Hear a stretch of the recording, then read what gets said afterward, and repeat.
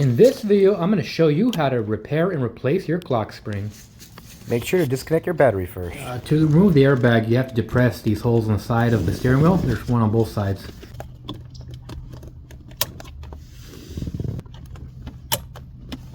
Now you're going to disconnect the two connectors on the back of the airbag. There's a yellow tab. You need to lift them both up. Then you can slowly wiggle out the connector.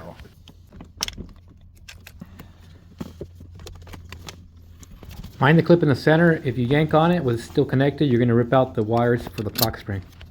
Make sure to tuck back that clip you disconnect, and then the other wires you just make sure they're not in the way as you pull on the steering wheel. The nut on the steering wheel is 21 millimeter.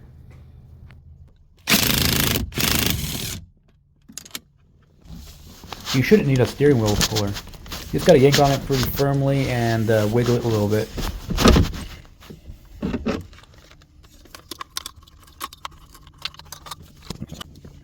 I'm after this guy because my other one is busted. I want to copy it, or maybe use it. I might have to just copy it because I think the connectors are different, but I want to see how they wound these clock springs. I remember this being a pain in the ass last time.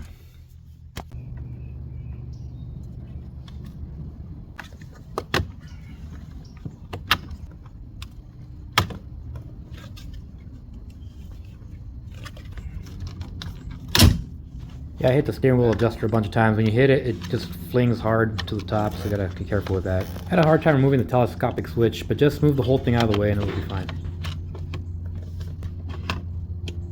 There's a few zip ties and other tie offs. You can go ahead and cut this one, and the other tie offs you can remove easier. Once you do that, you're gonna see that down there is going to be the actual connector. The yellow connector on the left with the orange safety tab is the one that belongs to the airbag. I'll show a better view later. Of course, before you get to it, you have to remove these tabs, two in the front and then one in the back. I'll show that one here in a second.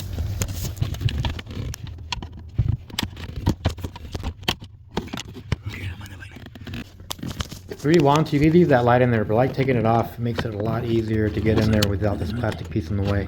But you could just tuck it to the side if you really wanted to. Now we can get to these. Okay. And that stuff. So I have to finagle all these wires from this connector here needs to come off, and it has two on the side. I'll be able to pry with my finger and pull them up.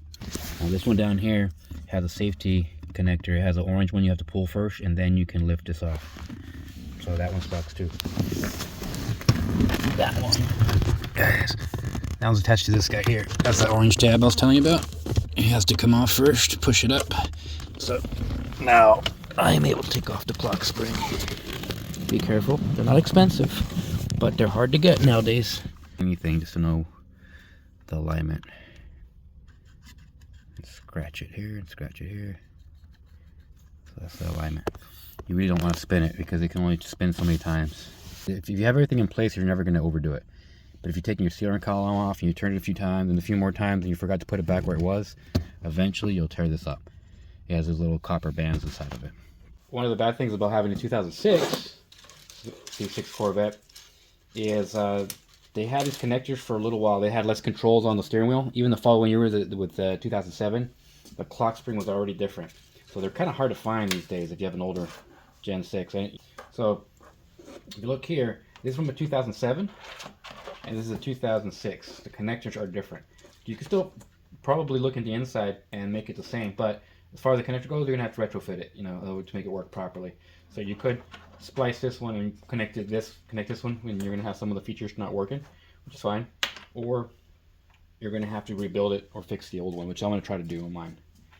The airbag itself, that connector looks to be the same for the 7 and the 8 is the same, but it has this connector here versus this connector here, so it's a little different also.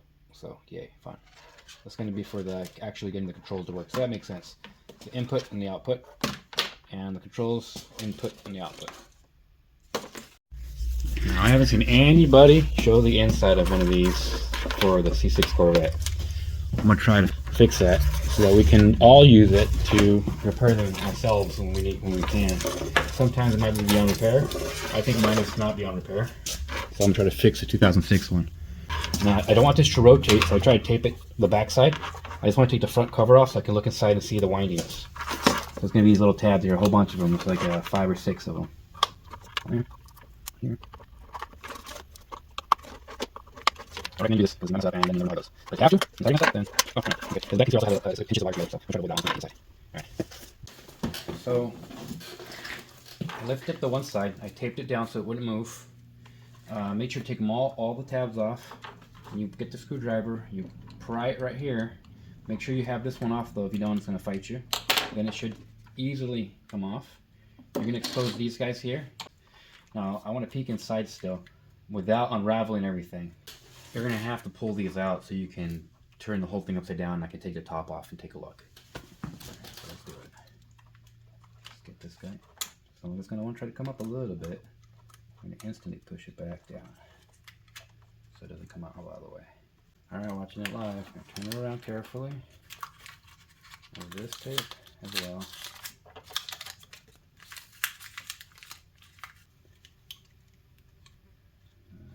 We're going to push this down, lift this up.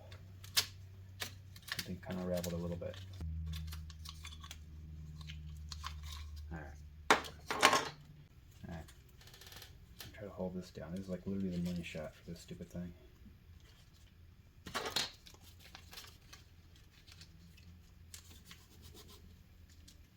Stay there. Alright. Now, it's still not going to be easy to put back together, and you can tear it if you're not careful. But if it's not working and you can't find them anymore, then this is what you would do. So here are some still images. The top yellow one, it wraps around, and then 1, 2, 3 down, it also wraps around.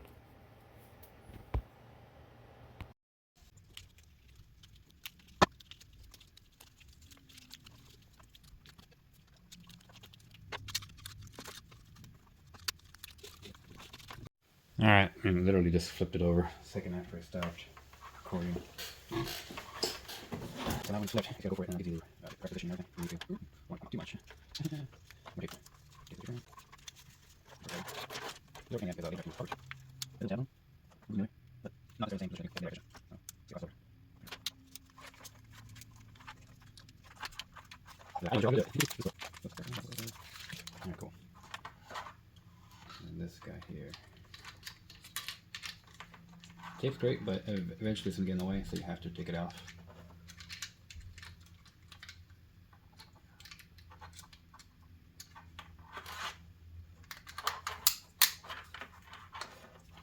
So it is doable, not easy, but doable. And hopefully I did everything right on the inside. See, my lines even match up. Hell yeah. Cool. So yeah, doable, not easy. You do want to put the tab in the correct direction, but ultimately the way you spin it is more important than if you flip this little tang out. It's going to push it a little different. I don't think you turn it that much to really be an issue. You want to use something to hold that has a hole in the center, so just use tape because this little thing will keep popping out otherwise.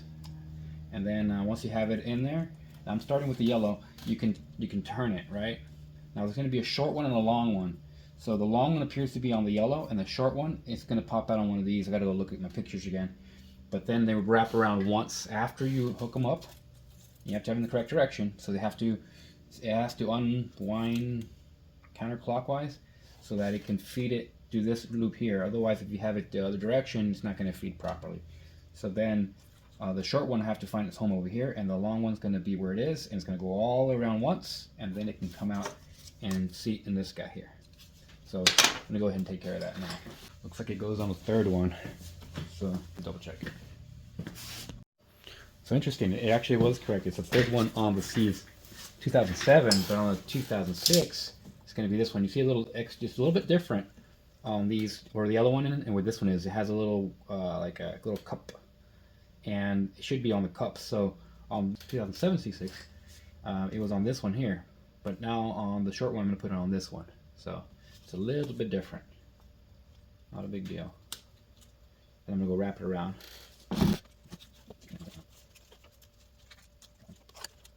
Together. Cool. Heck yeah. So now I can feed those guys back in here. I recommend you tape these. Yeah, they will fight you, and this is gonna suck. Alright, let's go down. two.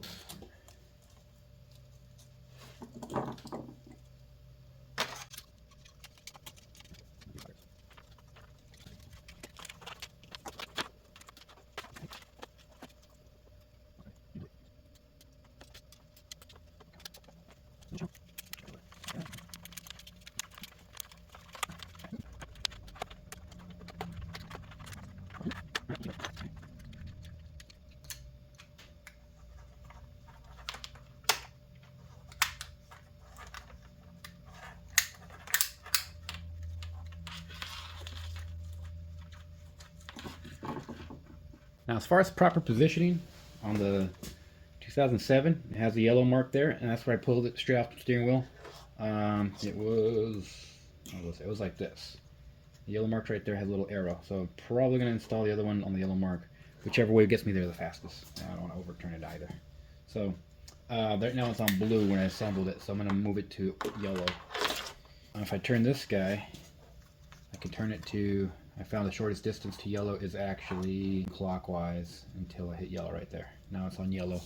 The little window has the yellow wheel inside of it. So it's this one right here.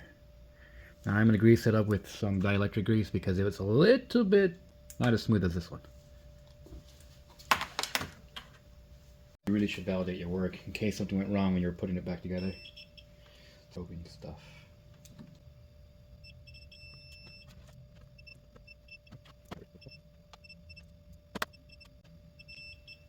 Okay. Should work. Alright, now let's get the clock spring in this guy. Okay, so there's a little wave washer back there. That's what's giving it tension. So you do have to press it down a little bit. That copper wave washer is kind of like it's not perfectly flat, and so it's going to act like a spring to push it out. So you do need to put this on with a little bit of pressure, but not too much. Just enough so you can get your snap ring back on.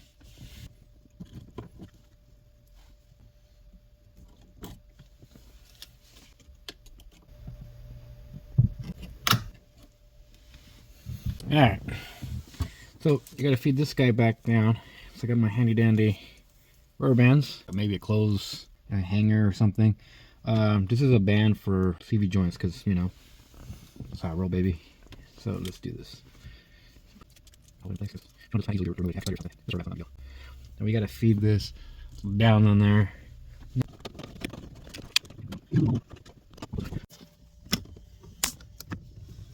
That's it. That's the thing fished through right there with the rubber bands.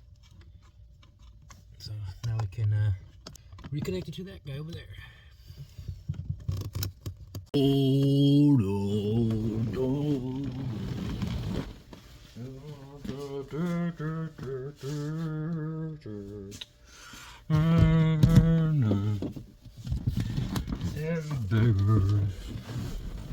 oh God.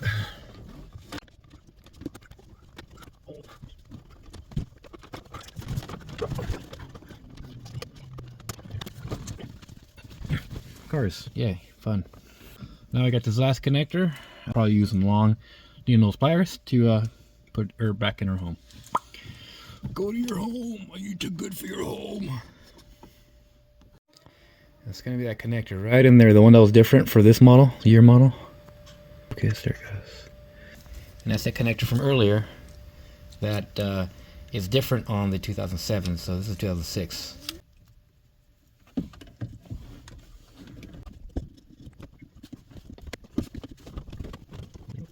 I didn't really need the new nose. It got it started, but I used my fingers to finish it off. Oh, thank you very much. And then I'm going to start zip tying everything. So I'll show that after. I'm not going to show it while I'm doing it. I have to figure out exactly where to put everything.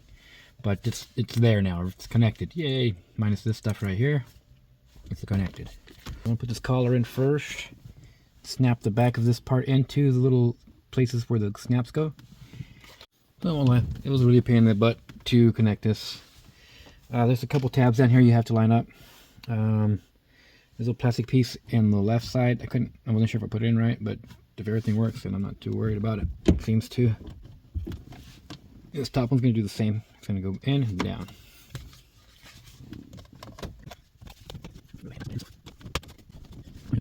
Alright, sometime later, gets pushed into the back and closed down.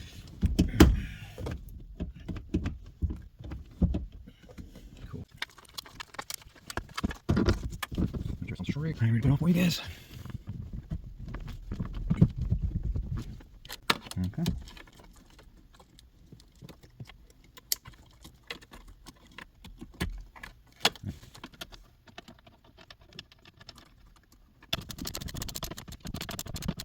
All right, we're going to tighten the steering wheel nut to 27 foot-pounds. The book said 2 different numbers, so I'm going to try 27 first.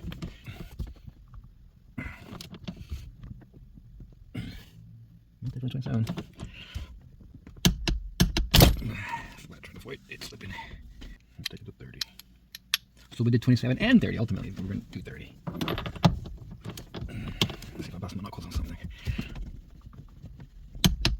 We're so close to the same. All right. Cool. So 27 to 30 foot-pounds. Now we're going to see if this thing kills me. Remember, disconnect your battery first. And though the battery is disconnected, this thing still makes me a little uneasy. Another thing to worry about is if it had any issues in the clock spring when the battery is plugged back in, it could still potentially go off. All right. Hopefully the horn still works and everything else. But we'll see. I'm gonna hook up the power right now, and I'm gonna put the camera through the door so you can see in case it blows up.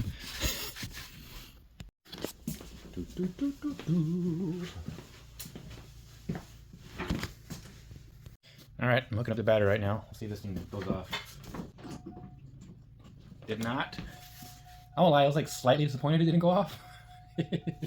I'm sure you were too.